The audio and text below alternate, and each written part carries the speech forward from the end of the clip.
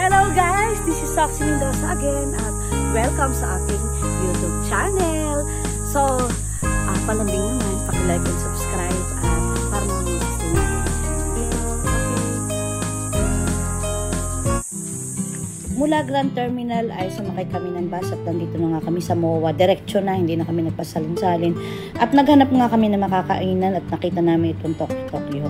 At umorder na kami at talagang gutom na kami. At napag-compare ko din na very competitive ang price ng Tokyo compared sa ibang mga Japanese restaurant. At ito nga ang simple namin pananghalian, namin mag-iina. Chicken teriyaki, meron tayong maki, meron tayong soup, at ito mga in-order ng aking dalawang anak. So guys, nagtuloy na kami dito sa aming titirahan, dito sa may Sea Residences Tower A. At ilang araw lang tayo dito at naglakad lang tayo dahil ito ay across lamang ng MOA. Hindi na tayo nag-taxi or nag-grab at nilakad na lang natin. Gusto kong ipaunawa sa aking mga anak na kailangan talaga na magtipid din at maging frugal sa paggastos ng pera. So, nandito na nga tayo guys sa lobby ng condo at dito na nga tayo, tutuloy tayo ng ilang araw dito at habang tayo ay mamimili at pupunta sa iba't ibang supplier, gusto kong ipakita sa mga bata kung ang importansya ng pagbe-benchmark ng mga prices ng mga supplies na. Guys, nandito kami sa Green Hills at pupunta kami sa One Gadget at meron tayong hahanapin. At inabot na nga tayo guys ng gabi at dito tayo dumaan sa EDSA at napaka-traffic. So, nag-grab taxi na rin tayo at para hindi na tayo mapahirapan ng pagsasalin-salin para makaabot tayo sa dinner na isinet ng ating anak sa MOA sa kanyang kaibigan. So, ito nga guys at bump to bump ang sitwasyon dito sa EDSA. So guys, nandito na tayo sa MOA at iniintay natin si Kimberly, ang kaibigan ng aking anak, para makapag-dinner. Matagal ko na rin hindi naka-banding ang anak na ang kapatid na ang kaibigan ng aking anak na ito, si Kimberly. I'm happy to see her that she's HR sa Makati dito. Nakakatuwa naman. At ito nga guys, itong dalawang ito yung nagsulo. Ang mahal nito, pangarap daw niya kainin ito. Ito ang aking anak. Ito parang kala ko napakasimple lang pero 590 pesos gayan. Sabi niya 2 years na daw niya pinapangarap yan at inilibre nga siya ng kaibigan niya. So guys, gabi na kami nakarating dito sa condo at ito ang makikita nyo na view dito sa aming tinutulayan na condo. So ito nga guys, hindi na rin tayo nakababa at dito na lang tayo sa balcony ng ating condo para makita natin ang magandang view. At magre-ready na tayo ngayong umaga. So, ito nga guys, gumising na tayo at tumambad ang magandang view ng umaga. Ito, makikita mo, hindi na tayo makakapaligo at medyo malamig. So, bababa sana kami kami mag-iina para ma-enjoy natin ang pag-swimming. Kaya lang, wala na tayong pagkakataon. Kaya instead, nagkape na lamang tayo. Dahil pupunta tayo ngayon sa Maraon at saka sa Quiapo, sa Santa Cruz, kung saan-saan.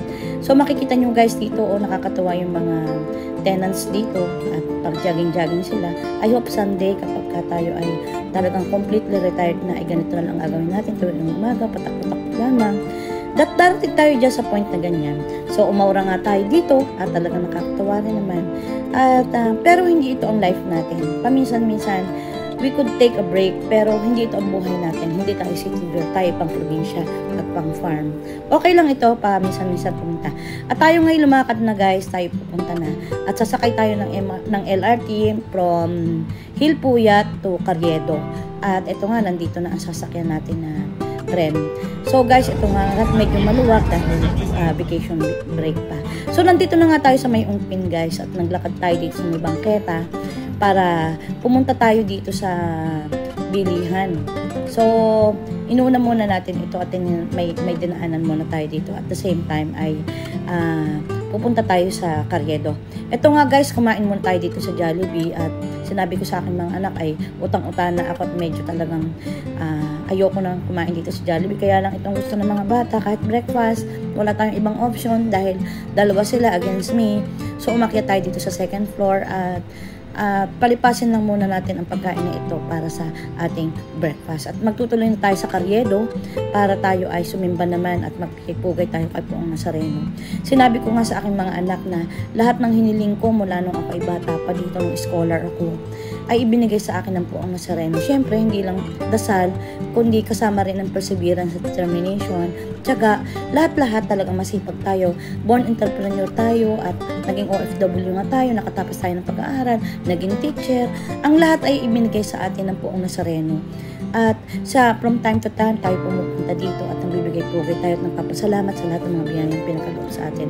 Ito nga guys, medyo lalabas na tayo dito. Ito ang lugar na kung saan doon sa gilid ng simbahan ay nandoon nakahimlay ang Nazareno at idinaan ko sila dito kapag kami mga bagay na pinagpapasalamat ako at the same time kapag may hinihingi ako ay lagi akong dumadaan dito. Pero bawal guys ang camera doon. So nirestrict natin ating sarili para wag nang videohan pa ang kung ano man doon.